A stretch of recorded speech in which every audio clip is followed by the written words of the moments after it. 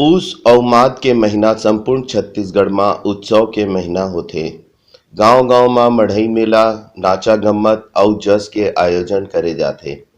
अइसने ग्राम ओखरा पोस्ट नारदा जिला दुर्ग में 13 अउ 14 फरवरी के 2 दिवसीय विराट देवी जस गायन अउ झांकी प्रतियोगिता के आयोजन युवा जागृति जस समिति एवं समस्त ग्रामवासी द्वारा करे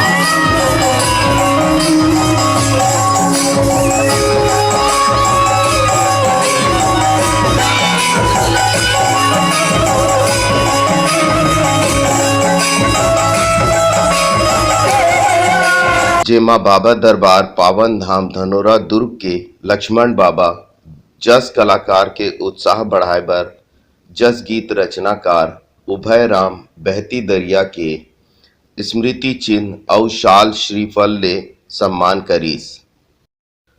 युवा जागृति जस समिति एवं समस्त ग्रामवासी द्वारा जस प्रतियोगिता के आयोजन करत 2 बरस हो गए है। ग्राम ओखरा जिला दुर्ग ले मोगरा न्यूज़ पर मनोज पटेल के विशेष रिपोर्ट।